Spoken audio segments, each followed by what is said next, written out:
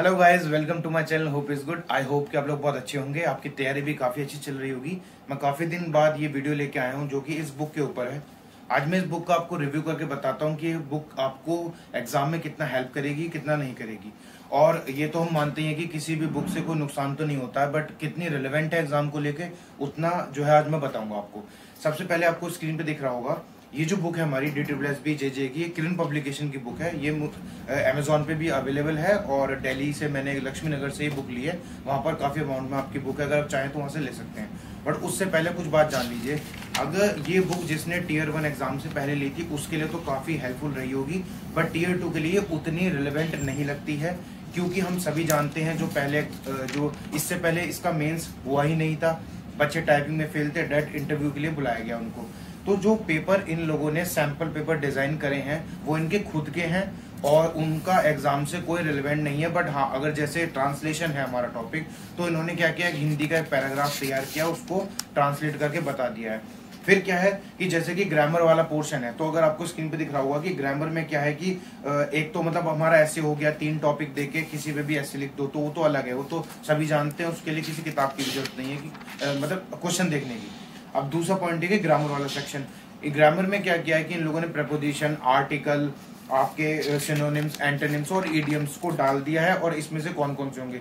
Basically जो paper हमारा Tier 1 का था, मतलब वहां पर हम लोग माउस से क्लिक करते थे स्क्रीन पर, यहाँ पर इन्होंने जो है मतलब पेन पेपर पे मतलब उसको टिक कर दो या फिर उसके सामने उसकी स्पेलिंग्स वगैरह लिख दो।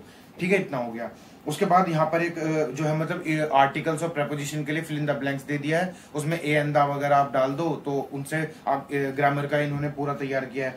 फिर जो ट्रांसलेशन है वो छोटा सा पैरा दिया है, उसको ट्रांसलेट करना है, मतलब इतना ही है। और मतलब बेसिकली एक सैंपल तरह का है चीजें।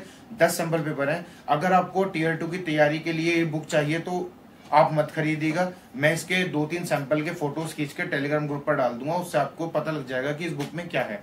ठीक है।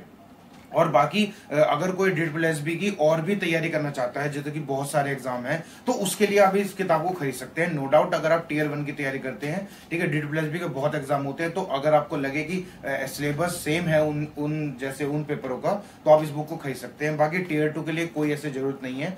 इसके लिए मैं आपको सॉल्यूशन अपनी पुरानी वीडियो में बता चुका हूँ, फिर से आज बता देता हूँ कि ऐसे तो एक आपको अरिहंत की मैंने बुक दी है, उससे लिख लीजिएगा। और कोशिश करिएगा ना कि बुकिश लैंग्वेज ना हो, थोड़ी सी अपनी लैंग्वेज डालिएगा, थोड़ा इधर से देखिए, थोड़ा उधर से देखिए, और थोड़ी अच्छी उसको डिजाइन करिएगा ताकि अट्रैक्टिव लगे पैरा। जो हमारी बुक्स होती हैं उनमें काफी बुकिश लैंग्वेज होती है, लोग उन्हीं को पढ़कर जाते हैं, और जो हमारा जो एग्जामिनर होगा, जो कॉपी चेक करेगा, उनको सेम डेटा मिलेगा तो वो भी बोर हो जाएगा। तो आपके ऐसे में कुछ एक बढ़िया, एक अट्रैक्टिव चीज लगनी चाहिए जो आप और लोगों से जो है आगे निकल जाए।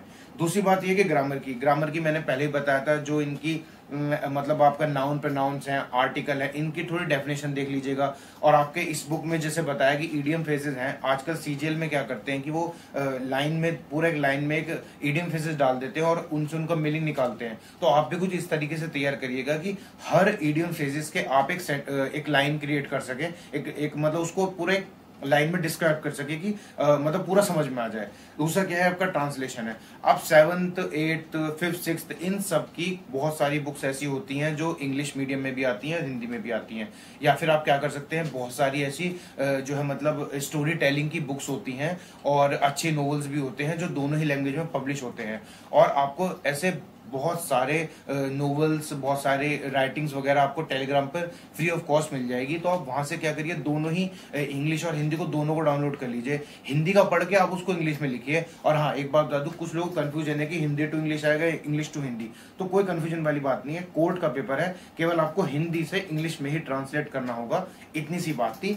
बाकी आपको अगर जो ये वीडियो अच्छे लगे तो आपको लाइक करिए, वीडियो को, चैनल को सब्सक्राइब करिए, और इस तरीके से ही इन्फॉर्मेटिव वीडियोस देखते रहिए। अगर आपको कोई भी हेल्प चाहिए तो आप मुझे इंस्टाग्राम पर डायरेक्ट जो है मैसेज कर सकते हैं, मैं वहाँ पे आपका रिप्लाई दे दूंगा। और बाकी इस बुक को अगर और एग्जाम के लिए लेना है तो ले सकते हैं। और बाकी मुझे नहीं लगता कि जुडिशियल एग्जाम के लिए इसके मेंस की उतनी हेल्पफुल रहेगी, वो बाकी आप अदर सोर्स से भी आराम से पढ़ सकते हैं। तो इतनी ज्यादा दिमाग में टेंशन लेने की जरूरत नहीं है कि वहां नहीं मिल रही है, जस्ट आराम से अपने अदर सोर्सेज पे थोड़ा भरोसा रखिए और आराम से पढ़िए। Bye guys, take care.